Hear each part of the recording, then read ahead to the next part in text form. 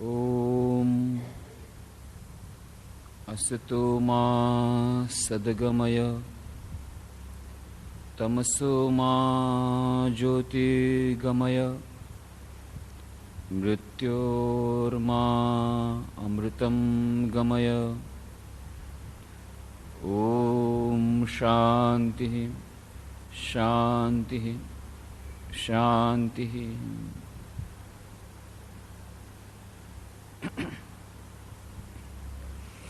એકાગ્રતા અને ધ્યાન એ વિષય પર આપણે 121 ચર્ચાઓ કરી છે અને આપણે જોયું છે કે જીવનના પ્રત્યેક ક્ષેત્રમાં સફળતા માટે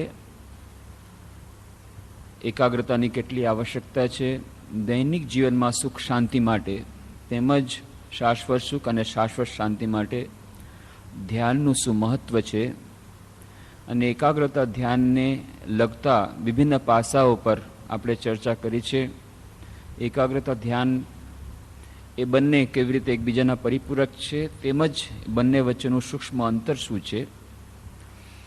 એકાગ્રતા અને ધ્યાન પ્રાપ્ત કરવાના વિભિન્ન ઉપાયો અને તેને પ્રાપ્ત કરવા જતાં જે વિભિન્ન બાધાઓ આવે છે એનું અતિક્રમણ કેવી રીતે કરી શકીએ અને તેવી જ રીતે એકાગ્રતા ધ્યાનની સાથે સાથે પ્રાર્થના અને મંત્રોનો જાપ એ બંને વચ્ચે શું અંતર છે અને કેવી રીતે એકબીજાના પરિપૂરક છે અને તેવી જ રીતે દૈનિક જીવનનું આ જે કાર્ય છે એ અને ધ્યાન એ બંનેનું સામંજસ્ય આપણા દૈનિક જીવનમાં કેવી રીતે કરી શકીએ એ બધી ચર્ચા આપણે કરી છે અને દૈનિક જીવનના કાર્ય અને ધ્યાન વચ્ચેની સામંજસ્યતા વિશે આપણે ચર્ચા ચાલુ રાખી છે. અને આપણે કહ્યું હતું કે જીવનના પ્રત્યેક ક્ષેત્રમાં સફળતા માટે જેમ એકાગ્રતા આવશ્યક છે અને જીવનમાં સુખ શાંતિ માટે ધ્યાનની આવશ્યકતા છે અને એકાગ્રતા અને ધ્યાન એ બંને માટે સૌથી પ્રથમ આવશ્યકતા છે મનની શુદ્ધિ. આપણું મન જેટલું શુદ્ધ થશે એટલું આપણું મન એકાગ્ર બનશે અને એવી જ રીતે આપણે એકાગ્રતા અને ધ્યાનનો જેમ જેમ અભ્યાસ કરશું તેમ તેમ આપણું મન શુદ્ધ બનશે. આ બંને એકબીજાના પરિપૂરક છે. જેમ મનની શુદ્ધિ મનની એકાગ્રતા માટે અત્યંત આવશ્યક છે તો આ મનની શુદ્ધિ કેવી રીતે મળશે? આ મનની શુદ્ધિ માટે પણ આપણે કહ્યું હતું 4 ઉપાયો, જે 4 યોગોની વાત સ્વામી વિવેકાનંદ કરે છે, જે રામકૃષ્ણ મિશનના પ્રતિક ચિહ્નમાં આપણને જડે છે. રાજયોગ, ભક્તિયોગ, કર્મયોગ અને જ્ઞાનયોગ. તો જ્ઞાનયોગ એટલે કે સારા સારા વિચારોનું સેવન કરવું, એના ઉપર ચિંતન કરવું, પોતાના સ્વરૂપનું અનુસંધાન કરવું, જે મૂળભૂત પ્રશ્નો આપણે જીવનના લગતા છે. હું ક્યાંથી આવ્યો છું, મારું મૂળ ઉદ્દેશ્ય શું છે જીવનનો, મૃત્યુ પછી શું થવાનું છે, આ બધા મૂળભૂત પ્રશ્નો અંગેની ચર્ચા, એની વિચારણા, એનું વાંચન, એનું મનન, શ્રવણ મનન નિધિધ્યાસન એ જ્ઞાનયોગની એ વિશેષ પ્રણાલિકા છે. શ્રવણ પહેલાંના જમાનામાં વાંચન નહોતું, પણ આપણે એને કહી શકીએ શ્રવણ અથવા વાંચન, અને પછી એના પર મનન અને પછી નિધિધ્યાસન. આ પ્રક્રિયા છે આ જ્ઞાનયોગની. અને રાજયોગ એ છે આજ જે આપણે એકાગ્રતા ધ્યાન જેની ચર્ચા કરી છે, ધ્યાન, મનને એકાગ્ર કરવું. યોગશ ચિત્તવૃત્તિ નિરોધા, પતંજલિ યોગસૂત્રના પ્રારંભમાં જ યોગની વ્યાખ્યા કહે છે, રાજયોગની વ્યાખ્યા, યોગશ ચિત્તવૃત્તિ નિરોધા. ચિત્તવૃત્તિનો નિરોધ એ જ યોગ છે. અને ભક્તિયોગ, પ્રાર્થના અથવા મંત્રનો જાપ, શરણાગતિ, અને સાથે સાથે કર્મયોગ, નિસ્વાર્થ સેવા. તો આ મનની શુદ્ધિ માટે, સાક્ષાત્કાર માટે, અંતિમ લક્ષ્યની પ્રાપ્તિ માટે આ 4 યોગો છે. અને મનની શુદ્ધિ જ્યાં થઈ ત્યાં બુદ્ધિ શુદ્ધ થાય છે અને જ્યારે બુદ્ધિ શુદ્ધ થાય છે ત્યારે તેમાં આત્માનું પ્રતિબિંબ પરિલક્ષિત થાય છે. તો શ્રી રામકૃષ્ણ દેવ એને સાધારણ રીતે સમજાવતા શુદ્ધ મન અને શુદ્ધ બુદ્ધિ એક જ વાત છે. તો શુદ્ધ મન જ્યારે બને છે ત્યારે શુદ્ધ બુદ્ધિ થાય છે અને શુદ્ધ બુદ્ધિ જ્યારે થાય ત્યારે આત્માનું પ્રતિબિંબ ત્યાં પડે અને આપણને ઈશ્વરની પ્રાપ્તિ થઈ જાય. તો આ મનની શુદ્ધિ એ જેમ એકાગ્રતા ધ્યાનની એક અત્યંત આવશ્યક વસ્તુ છે, એવી જ રીતે મનની શુદ્ધિ દ્વારા એકાગ્રતા ધ્યાન મળે છે. એવી જ રીતે એકાગ્રતા અને ધ્યાન મનની શુદ્ધિ માટે આવશ્યક છે. અને મનની શુદ્ધિ જ્યારે થઈ ગઈ ત્યારે આપણું મન એકાગ્ર બને છે, મન શાંત બને છે, અને આપણા જીવનની જેટલી સમસ્યાઓ છે બધાનું સમાધાન પોતાની મેળે થાય છે. જીવનની સમસ્યા, વ્યક્તિગત સમસ્યા, સામાજિક સમસ્યા, રાષ્ટ્રીય સમસ્યા, વૈશ્વિક સમસ્યા, દરેકે દરેક સમસ્યાનું સમાધાન છે એકાગ્રતા અને ધ્યાન. અત્યારે થોડા વખત પહેલા જ અહીંયા સદભાવના રેલી આવી હતી આપણા આશ્રમમાં. લગભગ 300 ભાઈઓ બહેન આવ્યા હતા આખા દેશમાંથી. નેશનલ યુથ પ્રોજેક્ટ ચલાવી રહ્યા છે મિસ્ટર સુબ્બારાવ. તો આખા દેશમાં રેલ યાત્રા કરે છે, ટ્રેનમાં ફરે છે. શું મુખ્ય ઉદ્દેશ્ય છે? રાષ્ટ્રીય એકતા સ્થાપવી. બહુ સુંદર એમનો અભિગમ છે, બહુ સુંદર પ્રોજેક્ટ છે, ઘણા વર્ષોથી ચલાવે છે. અને આવી સદભાવના રેલી, સદભાવના યાત્રાઓ ચાલે છે. બહુ સારો પ્રોજેક્ટ છે. પણ આ રાષ્ટ્રીય એકતા ફક્ત નારાબાજી દ્વારા નહીં આવે. એક સારો ઉપાય છે, એ પણ એનાથી સારા વિચારો આવે છે, તો એમાં કોઈ ખોટું કામ નથી. પણ એટલું યાદ રાખવું પડશે, રાષ્ટ્રીય એકતા ફક્ત આ સદભાવના રેલી કે ગમે તેવા નારો સૂત્રોચ્ચાર દ્વારા નહીં આવી શકે. રાષ્ટ્રને એક જોડવાનું કાર્ય એ ત્યારે જ બની શકે. સ્વામી વિવેકાનંદે પહેલેથી જ કહ્યું હતું કે રાષ્ટ્રનું પુનર્નિર્માણ ત્યારે જ થાય કે જ્યારે વ્યક્તિનું નિર્માણ થાય, વ્યક્તિના ચારિત્રનું નિર્માણ થાય. જ્યાં સુધી વ્યક્તિનું ચારિત્ર ઘડતર નહીં થાય ત્યાં સુધી રાષ્ટ્રીય એકતા અથવા રાષ્ટ્રીય સમસ્યાઓનું સમાધાન નહીં થઈ શકે. એક મૂળભૂત સિદ્ધાંત જ્યાં સુધી આપણે સ્વામી વિવેકાનંદ નહીં સમજી લે ત્યાં સુધી આપણા દેશની સમસ્યાઓનું સમાધાન નહીં થઈ શકે. રાષ્ટ્રીય એકતા અથવા અન્ય જે કોઈ સમસ્યા છે, નેશનલ ઇન્ટિગ્રેશન, નેશનલ યુનિટી, આ જે કોઈ સમસ્યા છે એ સમસ્યા ત્યારે જ પૂર્ણ થઈ શકે, ત્યારે જ એનું સમાધાન થઈ શકે જ્યારે વ્યક્તિનું ચારિત્ર ઘડતર થશે. ગમે એટલા પાર્લામેન્ટમાં નવા કાયદાઓ આવે, કેટલાય બધા કાયદાઓ આવે, સંસારના સૌથી મોટા નિષ્ણાતને બોલાવીને પાર્લામેન્ટના એક્ટને, ઇનેક્ટને, એને પરિવર્તન, નવા કાયદા ઘડવામાં આવે. પંચવર્ષીય યોજના માટે પહેલી પંચવર્ષીય યોજનામાં 2000 કરોડ રૂપિયાનું પ્રાવધાન હતું અને 8મી પંચવર્ષીય યોજનામાં 2,80,00,000 કરોડ રૂપિયાનું પ્રાવધાન છે. એ સિવાય પણ આખા વિશ્વ બેંકમાંથી ઋણ લઈને અથવા બીજા ગમે તે લોકમાંથી, ચંદ્રલોકમાંથી કે બીજા કોઈ લોકમાંથી પણ કરોડ રૂપિયા બીજા પણ પંચવર્ષીય યોજનામાં આવે, તેમ છતાં દેશની સમસ્યાનું સમાધાન નહીં થાય.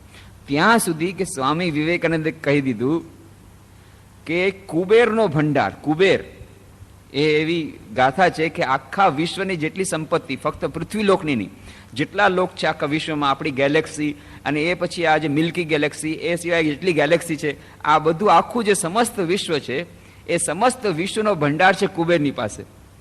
એ સમસ્ત કુબેરનું ધન એક જ ગામડામાં નાખવામાં આવે તોય એ ગામડાનો વિકાસ નહીં થાય. જ્યાં સુધી ગામડાના લોકો તૈયાર નથી થતા, પોતાના પગ ઉપર ઊભા નથી રહી શકતા. આટલી મોટી વાત કરી દીધી. કેમ?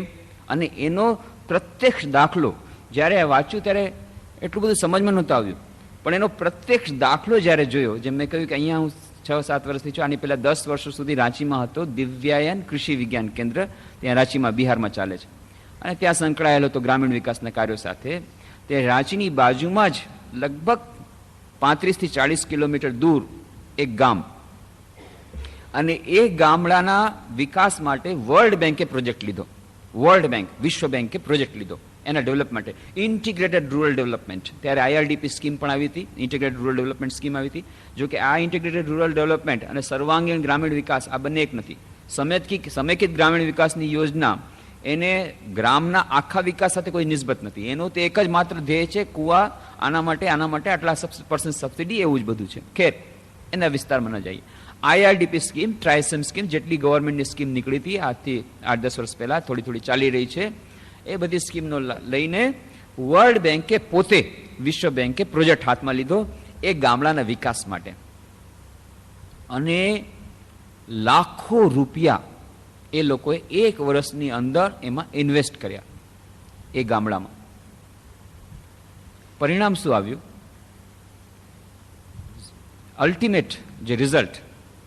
અલ્ટિમેટ પરિણામ એ આવ્યું કે ગામડાના લોકો જેટલા ગરીબ હતા એથી વધુ ગરીબ થયા. લાખો રૂપિયા આવ્યા ગામડામાં, લાખો રૂપિયા આવ્યા.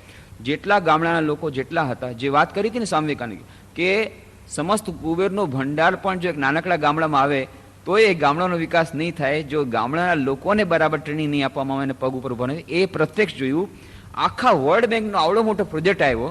એ નાનકડું ગામ, થોડાક જ પરિવારો, એ અમસ્તા જો વિતરણ કરત તો એ લોકો ઘણા આગળ વધી જાત, પણ એમ નહીં. આ સ્કીમ એવી કરવામાં આવી, એ લોકો ડેવલપમેન્ટની સ્કીમ, એવા બધા ડેવલપમેન્ટ કે એ ડેવલપમેન્ટ પ્રોગ્રામ્સના અંતમાં લગભગ 1.5 વર્ષના અંતે જ્યારે પ્રોજેક્ટ પૂરો ન થયો, એને અધ વચ્ચે છોડવો પડ્યો. વર્લ્ડ બેંકને ભાગીને જવું પડ્યું, ત્યાંના લોકોને ભાગીને જવું પડ્યું, ત્યાંના પ્રોજેક્ટ ઓફિસને ભાગીને જવું પડ્યું. કેમ? કારણ કે ગામડામાં અંતરો અંદર એટલી બધી લડાઈ વધી ગઈ, મારામારી થઈ ગઈ અને થોડાકના ખૂન પણ થઈ ગયા આ પૈસાને હડપવા માટે થઈને. અને એના વચ્ચે કેટલાક ઓફિસરનું ટ્રાન્સફર પણ થઈ ગયું પૈસા ખાવા માટે થઈને. અને એ વચ્ચે આયા જે બ્લોક ડેવલપમેન્ટ ઓફિસર એણે પણ ખાવા માટે એની પણ બદલી થઈ ગઈ, એમાં પણ એ પણ થઈ ગયું. એ બધું જે કંઈ થયું, સરકારી ઓફિસરે અને ઓફિસરોની બદલી થઈ તો થઈ, એમાંથી થોડાક માર ખાધો, પણ ગામડાઓમાં એવી બધી તડ પડી ગઈ. ગામડાવાસીઓમાંથી કેટલાક મરી ગયા, કેટલાકનું ખૂન થઈ ગયું અને અંદરો બાઈજા આ પૈસાના માટે થઈને. પહેલા જેટલા ગરીબ હતા એનાથી વધુ ગરીબ બન્યા. જે 10-12 લોકોને આનો લાભ મળ્યો, જેમણે બીજાનો ખૂન કરીને લાભ મેળવ્યો હતો, એ લોકો બધા પણ પહેલા ગરીબ હતા એનાથી વધુ ગરીબ થઈ ગયા. પહેલા 4 બોટલ પીતા હતા, હવે 10 બોટલ દારૂ પીવા માંડી ગયા. અને દારૂની દુકાનો પહેલા એક જ હતી, 5 થઈ ગઈ. અને એક જ માણસની 3 માળાની બિલ્ડિંગ બની ગઈ. જ્યાં 1 માળાની બિલ્ડિંગ હતી એ સાહુકાર ત્યાંનો, જે કિરાણાની નાનકડી દુકાન રાખીને બેઠો હતો, એની 3 માળની બિલ્ડિંગ બની ગઈ આ 1.5 વર્ષમાં. આ નેટ અચીવમેન્ટ. અને ગામડાના જે લોકો હતા એ બધા જેટલા પહેલા ગરીબ હતા એનાથી વધુ ગરીબ થયા. પેલા જેટલા દારૂડિયા હતા એના કરતા 10 ગણા વધુ દારૂડિયા થયા, થોડાકના ખૂન થયા. અને અંદર એટલી લડાઈ થઈ ગઈ કે એકબીજા સાથે સંપીને રહી ન શકે. આ છે વર્લ્ડ બેંક પ્રોજેક્ટ. સ્વામી વિવેકાનંદે કહ્યું હતું કે જ્યાં સુધી લોકોને, અને એના જ પાસેના ગામડામાં અમે લોકોએ કામ કર્યું હતું, રામકૃષ્ણ મિશન દિવ્યાંગ કૃષિ વિજ્ઞાન કેન્દ્ર દ્વારા. એક પણ પૈસાની મદદ નહોતી કરી. એ જ 1.5 વર્ષની અંદર દરેકના બેંક એકાઉન્ટમાં 3,000 કે 4,000 રૂપિયા જમા થયા. કેવી રીતે? એ લોકો મધમાખી પાલન કરતા હતા, અમસ્તા ક્રૂડ મેથડ દ્વારા. એ લોકોને મધમાખીની પેટી આપવામાં આવી, દાનમાં નહીં, લોન ઉપર. 500 રૂપિયાની એક પેટી થાય, એ લોકોને લોન આપવામાં આવી. અને પછી જ્યારે મધ એમાંથી ઉત્પન્ન થાય એની ટ્રેનિંગ આપવામાં આવી. એ ટ્રેનિંગ મફત આપવામાં આવી. અને ટ્રેનિંગના વખતે જ્યારે લોકો ત્યાં આશ્રમમાં રહેતા ત્યારે એ લોકોનું ખાવાનું પીવાનું બધું ફ્રી, એ લોકોના યુનિફોર્મ બધું free. Most of them tribals, બધા મોટાભાગના આદિવાસી છે. ફ્રી ટ્રેનિંગ આપવામાં આવી અને બોક્સ એ લોકોને લોનમાં આપવામાં આવ્યા. અને એ બોક્સ દ્વારા જ્યારે મધમાખી પાલન શરૂ કર્યું અને એમાંથી જે મધ મળ્યું એ મધ એ લોકો આશ્રમમાં લઈ આવતા. કેમ? આશ્રમમાં વેચવા માટે. એની પણ એક ગાથા છે. પહેલા તમે લોકો મધમાખી પાલનની ટ્રેનિંગ આપી, પછી જોયું કે મધમાખી પાલન તો કરે છે પણ તેમ છતાં એ લોકોની પ્રગતિ નથી થતી. કેમ? તો એ લોકોને મધમાખી બક્સા જે ખાદી બોર્ડમાંથી મળતા હતા એ બક્સામાં ડિફેક્ટ હતી. એટલે અમે લોકોએ પોતાના કાર્પેન્ટ્રીની ટ્રેનિંગ શરૂ કરી અને એમાં બક્સા બનાવ્યા. હવે બક્સાની કારણે પ્રોડક્શન શરૂ થઈ ગયું. તો એ લોકો ગરીબના ગરીબ રહ્યા. શું વાત છે? ત્યારે ખબર પડી મિડલમેન, ત્યાંના જે વેપારીઓ રાંચીના પહોંચી જાય છે ગામડામાં અને 8 રૂપિયા 10 રૂપિયા કિલો મધ લઈ આવે છે અને અહીંયા આવીને 20 રૂપિયા 25 રૂપિયા વેચે છે શહેરમાં આવીને. એટલે અમે લોકો કોઈને નહીં આપવાનું, અહીંયા આવીને અમને આપી જજો, અમે તમારા બદલે વેચશું. અને ત્યાં આશ્રમમાં જ એક સેલ્સ કાઉન્ટર શરૂ કર્યું, શુદ્ધ મધ મળશે. અને બધા ભક્તો એટલા ખુશ થઈ ગયા, આપણને શુદ્ધ મધ મળે છે, વાહ બહુ સરસ. તો 19 રૂપિયા કિલો એ લોકોની પાસે તમે ખરીદતા અને 20 રૂપિયા કિલોમાં આપતા. 1 રૂપિયો પર કિલો એવાપોરેશન લોસ થાય એના માટે. એટલે નો પ્રોફિટ નો લોસ બેસિસ ઉપર આ શરૂ કર્યું. પહેલા 8 રૂપિયા કિલોમાં એ લોકો વેચતા, અત્યારે 19 રૂપિયા એ લોકોને મળે છે. એકદમ ઇન્કમ વધી ગઈ. પણ એ લોકોને અમે કહ્યું કે તમારે રૂપિયા અમે આ 9 રૂપિયા તમને તો અમે આટલા જ રૂપિયા આપશું, જેટલા 8 રૂપિયા શેઠજી આપતા તેટલા જ, બાકીના રૂપિયા તમારા બેંકમાં જમા રહેશે. જેને કારણે એ બેંકમાં જમા કરવાની એમની એ આદત થઈ ગઈ. એકના એકાઉન્ટમાં 10-10, 15-15 રૂપિયા જમા થઈ ગયા. એમાંથી લોકો વધારે પેટી બોક્સ ખરીદી લીધી અને એકની પાસે 20-20, 25-25 બોક્સ, અને બધાના એકાઉન્ટમાં રૂપિયા કેટલા બધા થઈ ગયા. 1-1.5 વર્ષની અંદર આટલું બધું પરિવર્તન પામ્યું. ત્યાં સુધી કે ત્યાં આશ્રમમાં એક નાનકડો એક છોકરો હતો, ટ્રાઇબલ બોય, આદિવાસી છોકરો, એ વાસણ માંજવા આવતો હતો. વાસણ માંજતો, એનું કામ જ વાસણ માંજવાનું. એ દૂર ગામડાથી આવ્યો હતો. એણે બધું જોયું, આ છોકરા મારા જેવા જ બધા ગરીબ ગરીબ છોકરા ગામડાથી આવે છે, આદિવાસી, અને 2 મહિના પછી આવે છે તો એનો ચહેરા બદલાઈ ગયા છે, અને આવી રીતે આ લોકોને આટલું બધું આર્થિક વિકાસ થઈ જાય છે, શું વાત છે? એની સાથે વાત કરી તો કે આવી રીતે મધમાખી. તો એકવાર અમારી પાસે આવ્યું કે અમને મારે મધમાખીની ટ્રેન લેવી છે. અમારા ગામડામાં તો ખૂબ જંગલ છે, ખૂબ સરસ ફૂલ થાય છે, અને મધમાખી પણ ખૂબ હોય છે, પણ તે કંઈ જાણતું નથી. ઠીક છે, તમે પણ ટ્રેનિંગ લઈ લો. એ વાસણ માંજવાળો છોકરો, ટોહન સિંહ એનું નામ, ટ્રાઇબલ બોય, એણે ટ્રેનિંગ લીધી. ટ્રેનિંગ લઈ અને પછી કે ગામડે ગયો. આવી રીતે એને 2 બક્સા આપ્યા હતા. 2 બક્સામાંથી એને 1 વર્ષમાં એટલું બધું મત થયું કે એને 5 બક્સા કર્યા. 5માંથી બીજા વર્ષે 10 બક્સા કર્યા. 3 વર્ષની અંદર તેની પાસે 30 બક્સા થઈ ગયા. અને એના 30 બક્સ જોઈને એને હજારો રૂપિયાની કમાણી જોઈને બાકી ગામડાવાળા બધા એટલા પ્રભાવિત થઈ ગયા.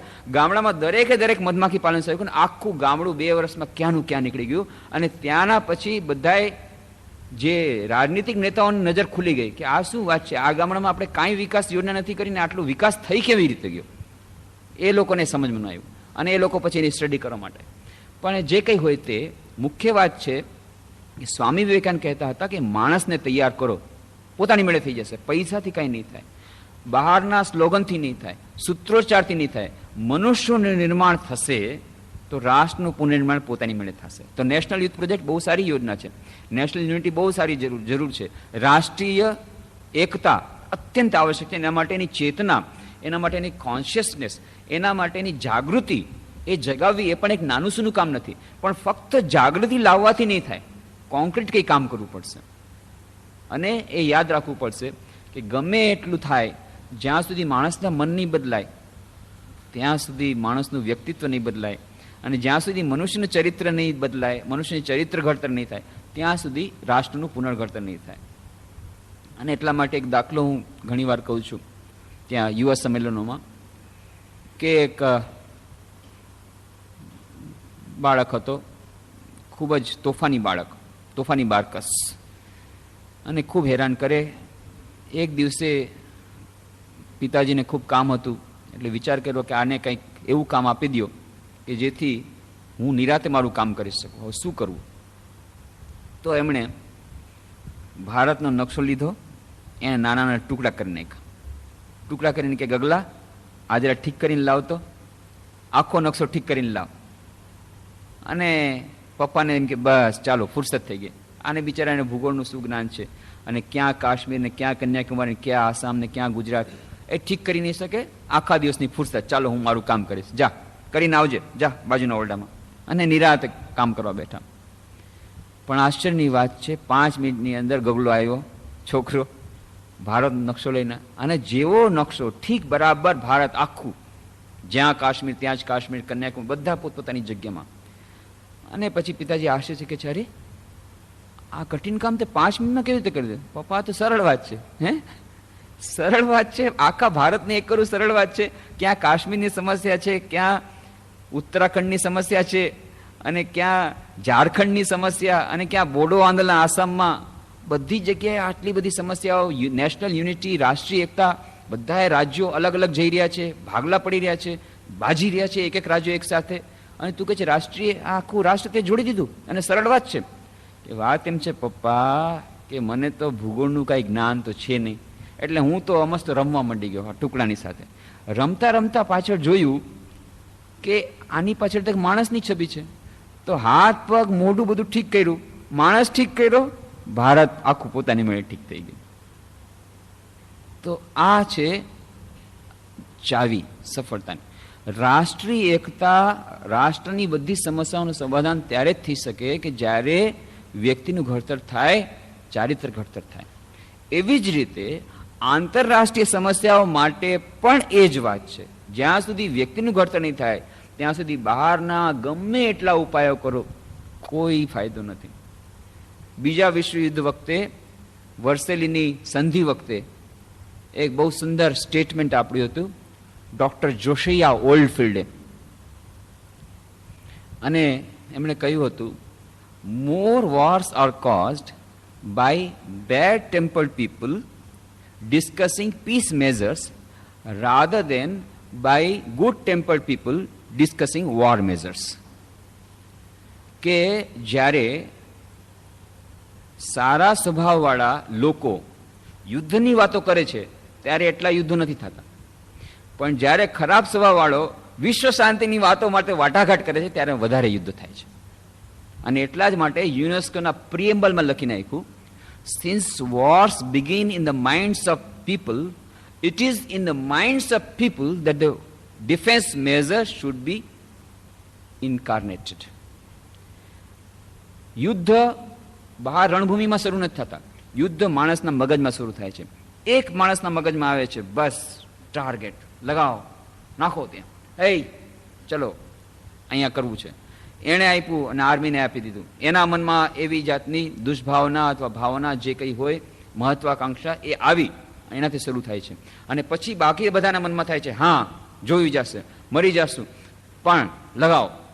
ત્યારે માણસના મનમાં સૌથી પહેલા આવે છે યુદ્ધ, અને પછી ત્યાં ખેલાય છે. એટલા માટે કહે છે, since wars begin in the minds of the people, it is in the minds of the people that the defence measures must be constructed. આ જેટલી સંરક્ષણની વાત છે, યુદ્ધને અટકાવવાની વાત છે, એ યુદ્ધ ભૂમિની સાથે એને કોઈ લાગતું ઓળખતું નથી. માણસના મનને બદલાવવું પડશે.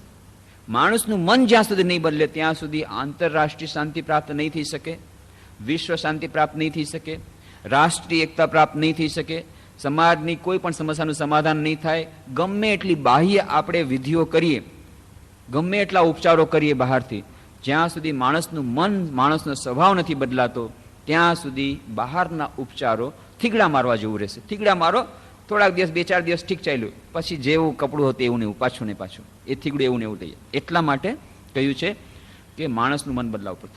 માણસનું મન બદલાવવું હોય, માણસનું મન શુદ્ધ કરવું હોય, જીવનની જેટલી બધી સમસ્યાઓનું સમાધાન એક જ છે, માણસના મનને બદલાવો, માણસના સ્વભાવને બદલાવો, માણસના મનને શુદ્ધ કરો.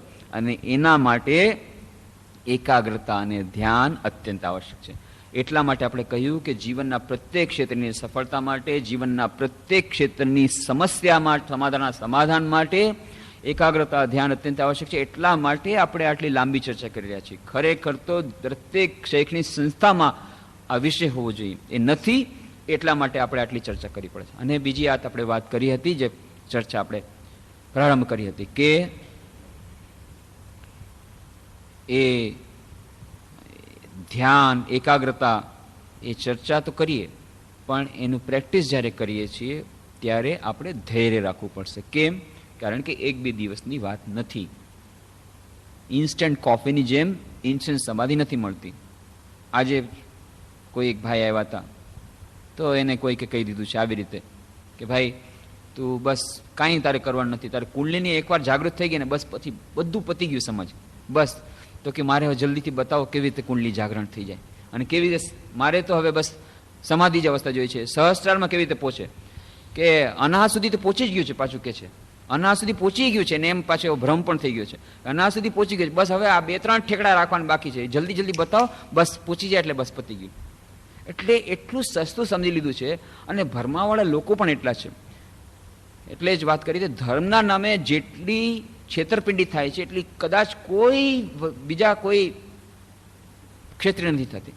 એકદમ ધર્મના નામે જેટલી છેતરપિંડી થાય છે, એકદમ ધીકતો ધંધો છે આ ધર્મનો, ખૂબ જોરદાર. અને આમાં કોઈ વધારે બુદ્ધિની પણ આવશ્યકતા નથી, કારણ કે જેટલા આવે છે, ગમે એટલા બુદ્ધિમાન હોય, એ ધર્મના જ્યારે ક્ષેત્રમાં આવે ત્યારે બુદ્ધુ બની જાય છે. ફટ તેને બુદ્ધુ બને, એ બુદ્ધુ બનવા માટે જ આવે છે ધર્મના ક્ષેત્રમાં. એ બુદ્ધિને નેવે મૂકીને જ પછી એ ગુરુજનો પાસે આવે છે. અને એટલા માટે સરસ તેના માથે ટાપલી ફેરવી દે છે હાથ, જલ્દીથી, ધીરેથી, અને સફાચટ કરી નાખે છે બધું.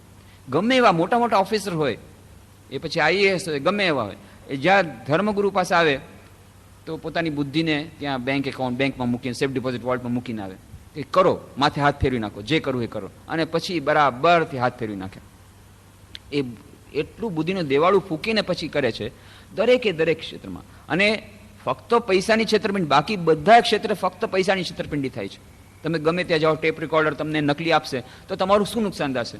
એટલું જ નુકસાન જશે કે ભાઈ તમને 200 રૂપિયાનું ટેપ રેકોર્ડર 1800 રૂપિયામાં આપી દે, 1600 રૂપિયાનું તમારું નુકસાન ગયું, કાંઈ વાંધો નહીં, રૂપિયાનું નુકસાન ગયું. અહીંયા તો તમારી આખી જાતને ખતમ કરી નાખે છે. અને એટલું જ નહીં, ક્યારેક ક્યારેક તો પરમાનન્ટ ડેમેજ થાય છે. એવી પણ વસ્તુ થઈ જાય છે કે ઇન્સ્ટન્ટ સમાધિના નામે એવું બધું કરી દીધું કે માણસનું મસ્તિષ્ક વિકૃત થઈ ગયું, માણસ પાગલ થઈ ગયું, એવા પણ દાખલા છે. એટલા માટે થઈને આ ખાસ કરીને કુંડલીની યોગ અને કુંડલીની જાગરણ, એ સ્વામી રંગનાથાજી મારે બહુ સુંદર વાત કહેતા હતા કે ભાઈ કુંડલીની જાગરણ કેવી રીતે થાય? બસ કે જોરથી ધક્કો મારો ને એકદમ કુંડલી ઉપર પહોંચી જશે. નીચે આમ જોરથી ધક્કો મારવાનો, એકદમ ઉપર પહોંચી જશે. એવી રીતે તમે પૂછો છો કુંડલી જાગરણ કે ભાઈ કુંડલી જાગરણ મારે હમણાં કરી દેવી છે, બસ જોરદાર ધક્કો મારો એકદમ ઉપર પહોંચી જશે, બસ તમારી બધી સમસ્યાનું સમાધાન. એટલી ચીપ વાતો થઈ ગઈ છે, એટલી જાણે કે ખૂબ જ સસ્તી વાતો થઈ ગઈ છે કે બજારમાં જેમ આપણે ખરીદવા જઈએ છીએ મેચ બોક્સ, એવી રીતે જાણે ઇન્સ્ટન્ટ સમાધિ મળતી હોય ઇન્સ્ટન્ટ કોફીની જેમ, એવી જાતની વાત થઈ ગઈ. મારે કુંડલી જાગરણ કરવી છે. એટલા જ માટે આપણે કહ્યું હતું કે પતંજલિ યોગસૂત્ર વૈજ્ઞાનિક ઢગે બધું સમજાવ્યું છે. યમ, નિયમ, આસન, પ્રાણાયામ, પ્રત્યાહાર, ધારણા, ધ્યાન, પછી અષ્ટમ સોપાન છે સમાધિ. અને જ્યારે પ્રથમ સોપાનની વાત કરીએ યમ અને નિયમ, તો કે એ તો બહુ કઠિન લાગે છે, આજના જમાનામાં શક્ય જ નથી. સત્યનું પાલન ત્યાંથી શરૂઆત કરો. સૌથી પહેલું સ્ટેપ છે યમ, અને યમનું પ્રથમ સ્ટેપ છે સત્ય. સત્યનું પાલન એ તો મારાથી નહીં બને, અશક્ય આજના જમાનામાં. અને સમાધિ એ તો બહુ સરળ. અષ્ટમ સોપાન એકદમ સરળ, હમણાં જ છલાંગ માગીને અમે પાડી લેશું.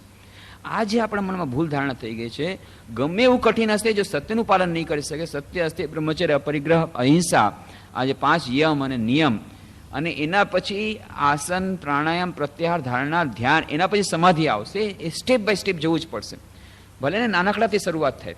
અને એ સિવાય જો કોઈ આવી રીતે લાલચ આપે તો એમાં પૈસા આપીને તમને ફક્ત ફોસલાવી દે તો વાંધો નથી. ભાઈ ઠીક છે, સારું છે, આજે બિચારા કેટલા બધા અનએમ્પ્લોયડ છે, એમાં એકને તમે એમ્પ્લોયમેન્ટ આપ્યું, આવી રીતના ચાલો એને પૈસા આપ્યા. પણ સાથે સાથે તમારું બુદ્ધિનું દિવાળું ફૂંકો અને તમને મેન્ટલ હોસ્પિટલમાં જવું પડે એવું કંઈ નહીં કરતા. એ સજેશન લઈ લેવાનું, પણ એના ઉપર કાર્યકર નહીં કરવાનું. ભાઈ તું પૈસા લઈ લે ને તું વયો જા, ઇન્સ્ટન્ટ સમાધિથી મને શીખવાડી દીધી, હવે તું જા રવાના થા, આ રૂપિયા લઈ લે. પણ એના ઉપર અમલ કરવા જતાં જો પોતાની બુદ્ધિ ખતમ થઈ જાય તો બહુ જ મુશ્કેલ. એટલા માટે ખૂબ સાવચેતીપૂર્વક વાત સાંભળવું, આગળ વધવું પડે.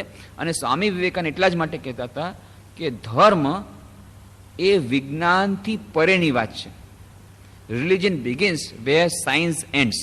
વિજ્ઞાન જ્યારે પૂરું થાય, એની સીમા પૂરી થાય, it is within time, space and causation. અને real religion, real spirituality, it is beyond time, space and causation. એટલા માટે જ્યારે વિજ્ઞાનની સીમા પૂરી થાય ત્યારે ધર્મની સીમા શરૂ થાય. So religion actually is beyond science, but it is not against science. Religion is beyond reason but not against reason. આ વાત ખૂબ સમજવાની છે. જે ધર્મની વાત છે, આધ્યાત્મિકતાની વાત છે, એ તર્કથી પરેની વાત છે. ત્યાં તર્ક કોઈ ચાલે નહીં, એ તર્કની પરેની વાત છે, કારણ કે ટાઈમ સ્પેસ કોઝેશનની ઉપરની વાત છે. પણ એના માટે થઈને તર્કની વિરુદ્ધ વાત નથી, અતાર્કિક નથી, તર્ક દ્વારા એને સમજી ન શકાય. પણ એના માટે થઈને ઇટ ઇઝ નોટ અનરિઝનેબલ, ઇલોજિકલ નથી, એ લોજિકની વિરુદ્ધ નહીં જાય, લોજિકની ઉપર જશે. આ સૂક્ષ્મ વાત સમજવા જેવી છે. એટલા માટે જે કોઈ વાત વૈજ્ઞાનિક ન હોય, તર્કથી નહીં થતી હોય, સિદ્ધ નહીં થતી હોય, એવી વાતનો સૌથી પહેલા અસ્વીકાર કરવો જોઈએ. અને પછી ધીરે ધીરે તાર્કિક અને જે લોજિકલ વાતોનો સ્વીકાર કરતા કરતા કરતા ધીરે ધીરે પ્રોગ્રેસ કરતા કરતા એક સ્થિતિ આવશે જ્યારે આપણે પોતે જ beyond time, space and cause જશું. ત્યારે આપણે બિયોન્ડ લોજિક જશું, નોટ ઇલોજિકલ, નોટ અગેન્સ્ટ લોજિક. આ એક અત્યંત સમજવા જેવી વાત. તો જે હોય તે, તો સત્યનું આચરણ એ જ્યારે વાત આવે છે પ્રથમ સ્ટેપની, ત્યારે આપણને લાગે છે તો આપણે કેવી રીતે કહી શકીએ કે અંતિમ ચરણ આવી રીતે બહુ સરળ થઈ જશે. એટલા માટે એ સત્યનું આચરણ કરવું જ પડશે. હા, એટલી વાત સાચી છે કે પહેલાંના જમાનામાં સત્યનું આચરણ કઠિન હતું, આજે અત્યંત કઠિન થઈ ગયું છે. પહેલાંના જમાનામાં શું હતું, કહેતા હતા, બધા કહેતા હતા, દીકરા ગાંધીજીની જયંતિ છે અને ગાંધીજી સત્યનું પાલન કરતા, એટલે તું પણ સત્યનું પાલન કરજે. હું નહીં કરું પણ તું કરજે. હું ભલે તને કહેતો હું કે તું કહી દે કે પપ્પા ઘરમાં નથી, અહીં પાછું નાનકડું બાળક એમ જ કહી દે, પપ્પા કહે છે પપ્પા ઘરમાં નથી, એ કહી દે, એ ચાલે. એમાં ભલે થોડીક રેવડી થતી, પણ એ શીખવાડે છે. શું શીખવાડે છે? હું ભલે ગમે એટલું જૂઠું બોલું, તારે હંમેશા સાચું બોલવાનું. ગાંધી જયંતિના દિવસે શીખવાડે છે ગાંધીજી સત્યના પાલક હતા, તું પણ સત્યનું પાલન કરજે. આ છે થોડાક વર્ષો પહેલાની વાત. હવે આજે શું છે? ગાંધી જયંતિ જરૂર ઉજવજે, ગાંધીજીના ફોટામાં માળા પહેરાવવી હોય તો પહેરાવજે, પણ કોઈ દિવસ ગાંધીજીના સિદ્ધાંતોનું પાલન કરતો નહીં, મરી જઈશ. બી પ્રેક્ટિકલ, વ્યવહારિક બનજે, વ્યવહારિક બનજે, બી પ્રેગ્મેટિક એન્ડ પ્રેક્ટિકલ. કોઈ દિવસ સત્યનું પાલન કરતો નહીં. ગાંધીજીને માળા તું પહેરાવ, એમાં મને વાંધો નથી, કોઈ દિવસ સત્યનું પાલન કરતો મરી જઈશ. આ માતા પિતા શીખવે છે, શિક્ષક પણ એ જ શીખવે છે. ત્યાં સુધી કે ઓપનલી કહે છે કે આ જમવાનું જ નથી, અને બધાએ પોતાના મોઢેથી એમ જ કહે છે, અરે ભાઈ આ જમવાનું છે, સત્યનું પાલન કરવાનું. આ ઈમાનદારી, આ બધી વ્યવહારિક, આ બધી વાતો આજે વ્યવહારમાં શોભે? આજે આ બધું ન ચાલે, આ બધું અવ્યવહારિક છે. આ બધી ઇમ્પ્રેક્ટિકલ વાતો કરવાની નહીં. હું આ બધી ઇમ્પ્રેક્ટિકલ વાતો મને ચાલતો. I am a practical man, I believe in practical. હું પ્રેગ્મેટિક છું, એટલે આ બધી વાતો હું માનતો નથી. એક દિવસ એક ભાઈ આવ્યા એક સંન્યાસી પાસે મુંબઈમાં, તો સ્વામીજી કીધું કે આવી રીતે ગીતાનું ભાષણ, ગીતા વીતા હું નથી માનતો, હું ધર્મ માનતો જ નથી, અને આવી રીતે આ બધું બોગસ છે. આજકાલ આ બધું, અરે ભાઈ આ જે ધર્મ છે ને ગીતામાં, આફ્ટર ઓલ એમાં શું શીખવાડ્યું છે? એમાં એવું જ છે કે તમારે જીવન વ્યવહારમાં કેવી રીતે સત્યનું પાલન કરી શકો, જીવન વ્યવહારમાં કેવી રીતે તમે નીતિમાન બની શકો, જીવન વ્યવહારમાં તમે કેવી. હું નીતિ અને સત્યમાં માનતો જ નથી, સત્યનું પાલન કરવા માનતો જ નથી. હું પ્રેક્ટિકલ માણસ છું, પૈસા બનાવવા માનું છું, પૈસાથી સુખ મળે છે, પૈસા બનાવવા માનું છું. તો ભાઈ આવ્યો તો શું કરવા? હું તો મારું મેરેજ છે ને એના માટે કાર્ડ દેવા માટે આવ્યો હતો, ઇન્વિટેશન કાર્ડ દેવા માટે. બહુ સરસ. અચ્છા, તું સત્યમાં માનતો નથી? ના. નીતિમાં માનતો નથી? ના. હું પ્રેક્ટિકલ્સ બનવા માનું છું. Very good. હવે ખોટું નહીં લગાડતો. હમણાં તું શું કરે છે કે આવી રીતે મેં બિઝનેસ શરૂ કર્યો છે પાર્ટનરશિપમાં. તારો પાર્ટનર જો આવતીકાલે તને દગો દઈને બધા રૂપિયા લઈને ચાલ્યો જશે તો તને સારું લાગશે? ના. તો તારા પાર્ટનરે નીતિનું પાલન કરવું જોઈએ કે નહીં? હા, એને તો નીતિનું પાલન કરવું જોઈએ. એને નીતિનું પાલન કરવું જોઈએ, અને તું એનો પાર્ટનર છે, તારે નીતિનું પાલન ન કરવું જોઈએ? તો એ કેવી રીતે નીતિનું પાલન કરશે? તું જ હમણાં કહેતો નીતિનું પાલન કરવું એ ઇમ્પ્રેક્ટિકલ વસ્તુ છે, અને તું કહે છે તારું મેરેજ થવાનું છે. ખોટું નહીં લગાડતો. તારા મેરેજ બહુ સરસ થઈ જાય, તને આશીર્વાદ આપું છું. આ મેરેજ થઈ ગયા પછી તારી પત્ની જો બીજા કોઈની સાથે ભાગી જશે તો બસ એને ખતમ કરી નાખે. કે હમણાં જ કહેતો હતો ને કે હું નીતિમાં માનતો નથી, એનામાં શું છે? અનીતિ શું છે? અનીતિ નીતિ વચ્ચે કઈ ભેદ નથી, તો ભલે ને જાતિ બીજા છે. ના, એ હું સહન નહીં કરશો. હમણાં જ કહેતો તો હું નીતિમાં માનતો જ નથી. તો બીજા બધા નીતિનું પાલન કરવું જ જોઈએ. મારી પત્નીએ નીતિનું પાલન જરૂર કરવું જોઈએ, મારા પાર્ટનરે નીતિનું પાલન કરવું જોઈએ. મારા છોકરા મારી સામે જૂઠું બોલે છે, આજકાલ બહુ જૂઠું બોલે છે. સ્વામીજીને સમજાવો ને. આ નાનો દીકરો એકદમ હેરાન પરેશાન થઈ ગયો છું. શું કે જૂઠું બોલવાની બહુ આદત છે, મારી સામે જૂઠું બોલે છે. અચ્છા ભાઈ ઠીક છે, એ ભાઈ સાચું બોલજો. વળી બીજે દિવસે આવે છે, આ મોટા છોકરાને કહ્યું ને હંમેશા સાચું બોલે છે. સમજતો નથી આજના જમાનામાં સાચું બોલવાથી ન ચાલે. તમે જ કહો છો નાનો છોકરો તમારાથી જૂઠું બોલે છે ત્યારે તમને ખરાબ લાગે છે, અને મોટો છોકરો પછી અત્યારે બીજા બધાને સાચું બોલે છે ત્યારે તમને ખરાબ લાગે. તમારી સાથે છેતરપિંડી કરશે એ તમને ગમશે? એ ન ગમે. એટલે આપણે પોતે જ બરાબર વિચારતા નથી આપણને શું જોઈએ છે. આપણે પોતે જ્યારે કહીએ છીએ હું નીતિ અને સત્યમાં માનતો નથી, હું તો પ્રેક્ટિકલ બનવામાં માનું છું, ત્યારે આપણે એ સમજતા નથી કે નીતિ અને સત્ય એ બરાબર તમે એક્સપેક્ટ કરો છો બધા માટે. તમારી પત્ની તમારી સાથે નીતિથી વર્તે, તમારો પાર્ટનર તમારી સાથે સત્ય પાલન કરે, ઈમાનદારીપૂર્વક વર્તે, એ તમને જોઈએ છે.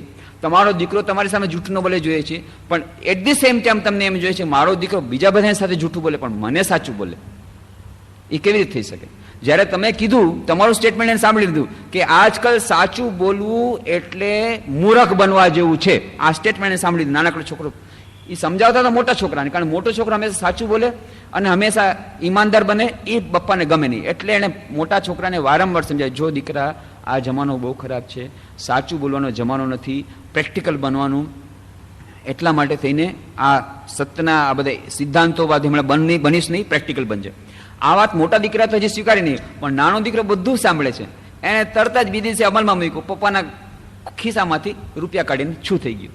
પપ્પા તમે જ કીધું હતું ને કે આજના જમાનામાં નીતિનું પાલન નહીં કરવાનું, અને ચોરી કર્યા વગર તો કોઈ જીવી જ નહીં શકે, એટલે ટ્રેનિંગ મેં લીધી છે, ઘરેથી શરૂઆત કરી છે. એ મને નથી ગમતું. વાત એમ છે કે આપણે ક્યારેય એમ વિચારતા નથી કે બી પ્રેક્ટિકલનો અર્થ શું થાય છે. આપણે બીજા પાસેથી એમ એક્સપેક્ટ કરીએ છીએ કે બધા મારી સાથે ઈમાનદારીપૂર્વક વર્તે, પણ હું ઈમાનદાર નહીં બનું, હું ઈમાનદાર નહીં બનું. એટલા જ માટે ઈમાનદારી બધાને અંતરમાં હકીકતે જરૂરત છે, પણ એના માટે ભોગ આપવો પડે. એ ભોગ આપવા માટે આપણે તૈયાર નથી. પણ એ ભોગ જ્યારે આપણે સમજી જઈએ, આ ભોગ બહુ ઓછો છે, નાનકડો છે. સત્યનું પાલન કરવાથી શું થશે? ફાયદો શું થશે? જે લોકો સત્યનું પાલન નથી કરતા એ લોકોની મોટી બિલ્ડિંગ બને છે, એ લોકોનો ધમધોખાર ધંધો વધે છે, એ લોકોની પાસે પૈસા વધે છે, એ લોકો પાસે બેસ્ટ આઇટમ આવે છે. એટલું જ નહીં, એ લોકો પાછા તમને સંભળાવે છે, જોયું અમે પ્રેક્ટિકલ હતા કેટલા આગળ વધી ગયા, અને તમે વેદિયા વેડા કર્યા એમાં પાછળ રહી ગયા.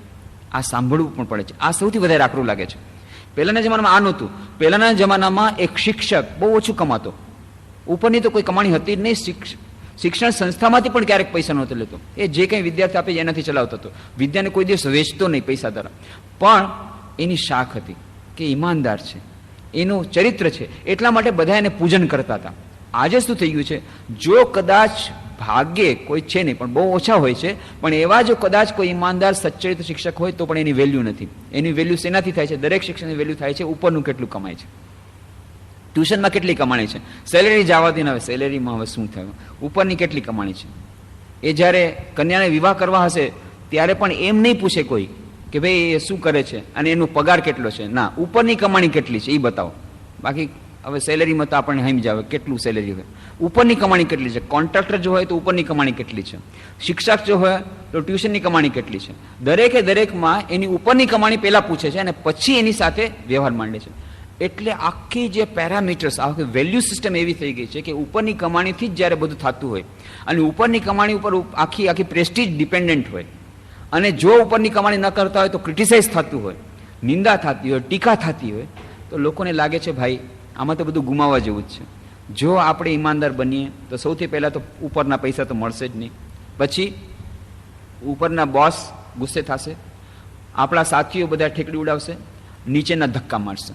ચારે તરફથી ધક્કા ખાવાના અને પ્રેશર, વારંવાર ટ્રાન્સફર અથવા સસ્પેન્શન ઈમાનદાર બનવાથી, અને પૈસા તો ઉપરના મળશે જ નહીં. ઘરમાં પત્ની પાછી, એ પત્ની જો સ્વભાવ ઠીક નહીં હોય તો એ દરરોજ મેણા મારશે. આ જો બાજુવાળા કેટલા થઈ ગયા ને તમે એવા ને વાર્યા, તમે ત્યાં ને ત્યારે, આ તમે વેદિયા વેડા કર્યા એમાં આપણે રહી ગયા, ઓલાને તે કલર ટીવી આવી ગયું, તમારે બ્લેક એન્ડ વ્હાઇટ છે. આ દરરોજ એ પત્નીના મેણા સાંભળવાના. બાળકો દરરોજ ટીવીમાં એડવર્ટિઝમેન્ટ જોવે, એને નવા નવા પાવર શૂઝ જોઈએ, આ શૂઝ જોઈએ. એ બધા શૂઝ માટે તમે પૈસા નથી કાઢી શકતા. એનું દુઃખ અલગ. છોકરાની વાત સાંભળવાની, પત્નીની વાત સાંભળવાની, પાડોશીનું સાંભળવાની કે તમે વેદિયા વેડા કરો છો. ઓફિસર્સ તો બધા છે જ, આટલું બધું દુઃખ વેઠવાનું, અને આખો સમાજ ટીકા કરે કે 10 વર્ષ સુધી આણે શું કર્યું, કાંઈ કરતા કાંઈ નહીં કર્યું, પોતાનું મકાને ન બનાવી શક્યો, હાવ નમાલો નીકળો, હાવ નમાલો. આ બધું સાંભળવું પડે ઈમાનદાર બનવા જતા. શું કરવા આવું બધું કરવું ભાઈ? એના કરતાં જેમ બધા થાય છે એમ ઘેટાના દળમાં જોડાઈ જાઓ ને, બસ મજા કરો ને. બધાએ ઉપરની મલાઈ ખાય છે, આપણે ઉપરની મલાઈ ખાવ. બધાએ કહેશે વાહ પ્રેક્ટિકલ માણસ છે, જો 3 વર્ષની અંદર કેવી મોટી આલિશાન બિલ્ડિંગ બનાવી દીધી, પાછું ભાડે આપ્યું છે મકાન, નીચે દુકાન પણ ભાડે આપી છે, એનું ભાડું અલગ મળે છે. અને એના દીકરીના કેટલા માગા આવવા શરૂ થઈ ગયા દીકરી માટે. ઓલી તો પહેલાં દીકરીને કોઈ પૂછતું નહોતું જ્યારે પૈસા નહોતા. બધી જાતની સમસ્યાઓનું સમાધાન થઈ ગયું. એક ઉપરના પૈસા લે, એક જ ફક્ત સિદ્ધાંતને મૂકી દેવાનો, ઈમાનદાર, સત્ય, આને ડિક્શનરીમાંથી કાઢી નાખવાનું. પણ જ્યારે ખબર પડશે, જે લોકો થોડુંક ચિંતન કરે છે કે આ જીવનનો ઉદ્દેશ્ય છે સત્યનો સાક્ષાત્કાર, મનુષ્ય જીવનનો ઉદ્દેશ્ય છે પરમપદની પ્રાપ્તિ, મનુષ્ય જીવનનો ઉદ્દેશ્ય છે સચ્ચિદાનંદની પ્રાપ્તિ, મનુષ્ય જીવનનો ઉદ્દેશ્ય છે મૃત્યુ ઉપર વિજય, અમરત્વની પ્રાપ્તિ. અને આ અમરત્વ જો પ્રાપ્ત કરવું હોય તો સત્યનો સાક્ષાત્કાર કરવો પડે. અને જો સત્યનો સાક્ષાત્કાર કરવો હોય તો સત્યનું પાલન કરવું પડે. એના સિવાય બીજો કોઈ ઉપાય નથી. એક.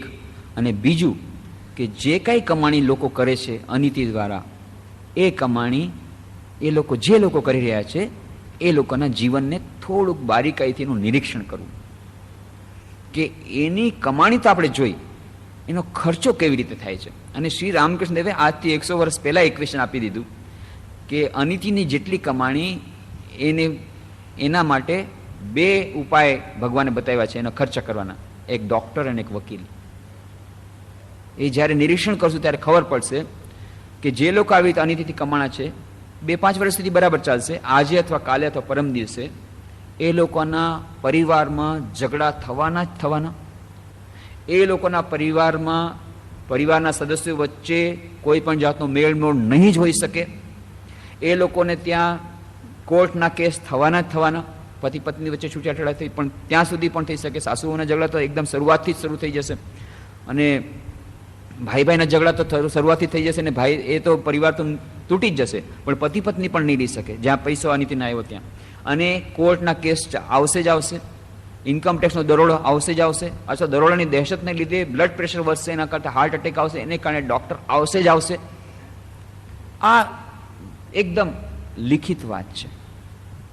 જો અનિતિની કમાણી હશે તો એ કમાણીનો ઉપભોગ તમે પોતે શાંતિથી વધુ વખત માટે નહીં કરી શકો, થોડા વખત માટે કરી શકો, વધુ વખત માટે નહીં કરી શકો, અને એનું કર્મનું ફળ આજે અથવા કાલે મળશે જ મળશે. એક. અને બીજું, એક પરમાનન્ટ ફળ તો મળશે જ, કે સત્યના સાક્ષાત્કારનો રસ્તો હંમેશા માટે આ જન્મ માટે બંધ થઈ જશે. અને આવતો જન્મ મનુષ્યનો મળશે કે નહીં એની કોઈ ગેરંટી નથી. મનુષ્ય જન્મ મળશે તો આવી જાતનો સત્સંગ મળશે કે નહીં એની કોઈ ગેરંટી નથી. અને સત્સંગ મળશે તો મહાપુરુષ સંશ્રય.